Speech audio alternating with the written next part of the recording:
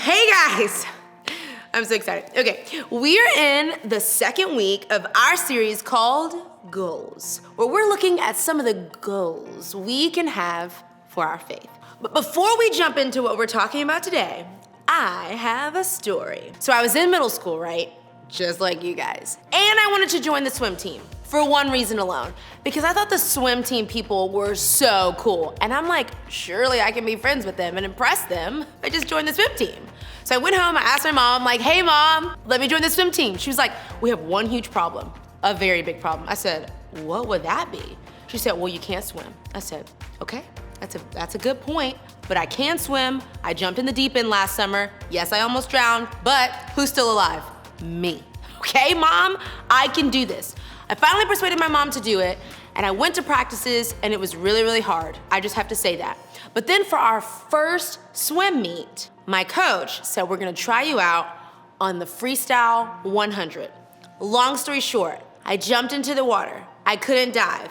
I belly flopped. I got down to the other end of the pool. I almost drowned because I got so tired. Plus, all of the other kids were so fast. They were just swimming, and they were on their third lap, and I was just finishing my first lap.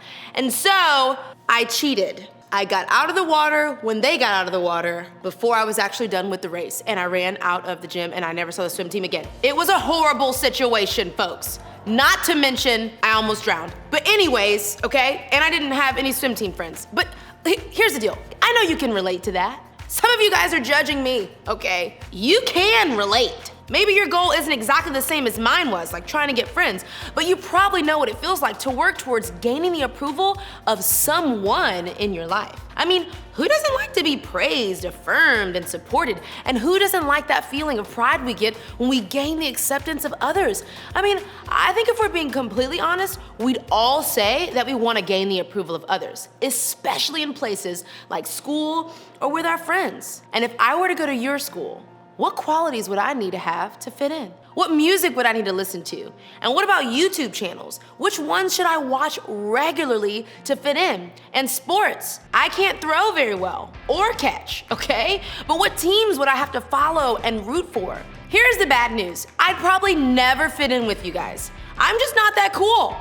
I have mom shoes on right now. I like long walks on the beach. And I drive a minivan. I just probably wouldn't fit in, okay? But my point is this. All of us are seeking the acceptance of others. In some way or another, approval matters to all of us. Maybe for you, it's your friends or other kids at school. You get caught up in wanting the kids around you to like you so you can change the way you act or dress or talk to fit in.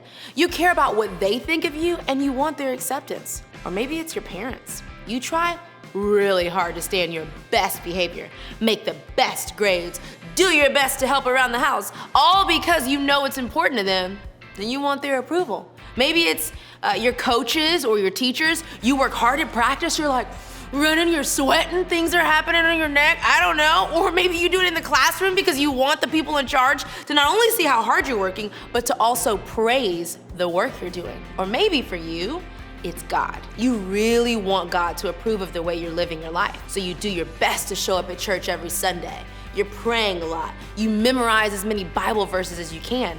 Why? Because you think that's how you'll gain God's approval. Honestly, the list could just go on and on. I could be here all day long.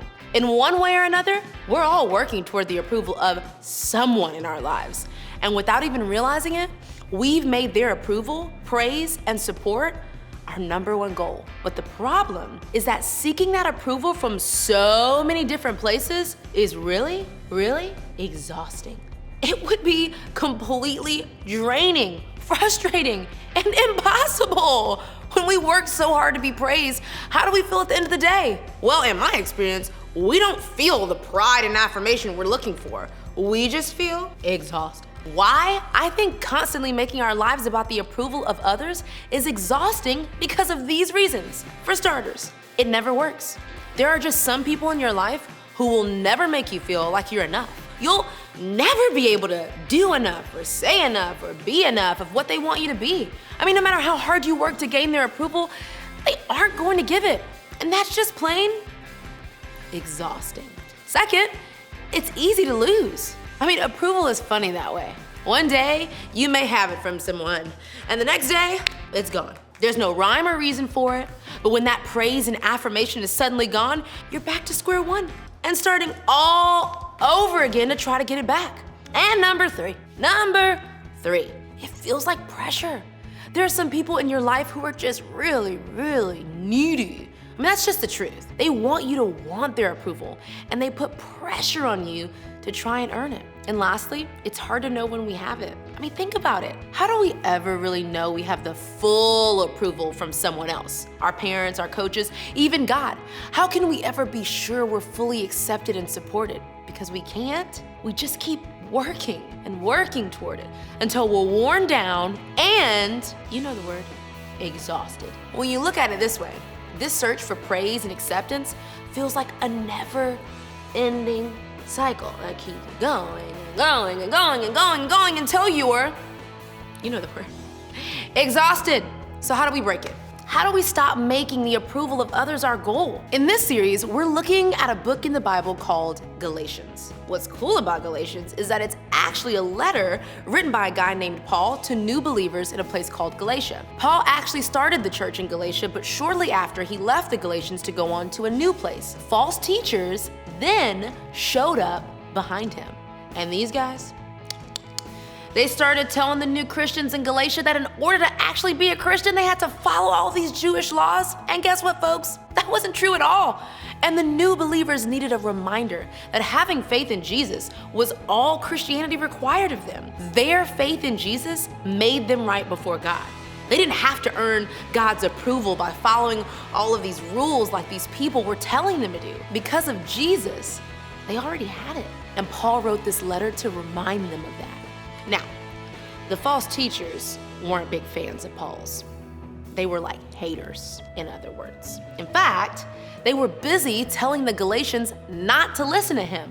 They were saying things like, the reason Paul is telling you that you don't have to follow all of those laws is because he's just trying to please people. He's just trying to make it easier on you.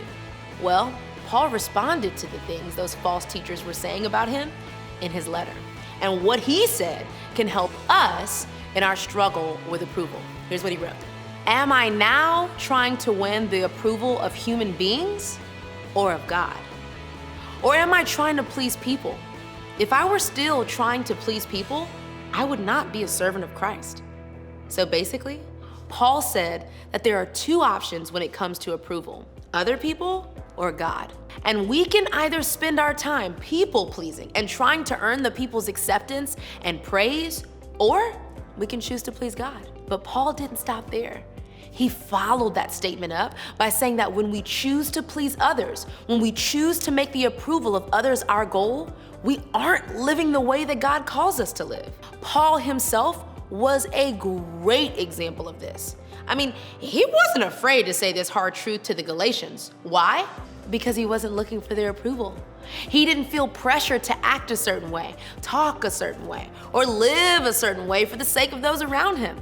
The only approval that mattered to Paul was God's. And because of Jesus, Paul knew he already had that approval for eternity. So even though Paul knew his words might be hard for the Galatians to hear, he still said them. Now, let me stop here and say this. Paul wasn't giving us permission to say whatever we want to anyone at any time just because we think it's right. Notice how Paul spoke to the Galatians. It wasn't rude, it wasn't harsh, or without kindness. He was straightforward, but not without love. The only filter Paul used to judge his own life and words and actions was God's. He wasn't controlled by the opinions of others, and he didn't want us to be either. You see, there's really only one place you ultimately need approval from. And you know what? You already have it. Because of Jesus, you already have God's approval for who you are, just as you are. There's nothing you can do to earn it, change it, or even lose it. You just have to live it. I mean, that's the goal. The goal is to live from approval, not for approval. Listen, I know middle schoolers are under so much pressure to perform well. I mean, I can only imagine between your teachers and your parents and your friends and coaches and small group leaders. I mean, there are tons of people in your life who you may be seeking approval from. That's a lot to deal with. And honestly, it's a lot of stress. That's why this truth from Paul is really important. The goal is to live from approval, not for approval. And when you remember that, you're like free from the pressure and you're free from the stress and exhaustion of trying to earn approval from anyone or anywhere else. So start by asking yourself this: who are the people you're looking for acceptance from? Who are you constantly performing for? Who are the people you feel like you need to change something about yourself for? Whose approval are you making your goal? Think about this. Think about what it would feel like to be completely free from all of those pressures. What would it take for you to feel the freedom from living for their approval? Maybe you need to spend less time with that group of friends, or give up trying out for that team, or maybe you need to look up a verse to remind yourself of who God says you are, or maybe just talk to your small group leader for guidance about making a change in your life. Whatever it is, try to take one step away from the acceptance and praise of others so you can take one step toward living in the freedom that comes from God's approval. Remember, the goal is to live from approval, not for approval. So as you head out today, I want you to think about this question: what is one area of my life where I'm living for the approval of others?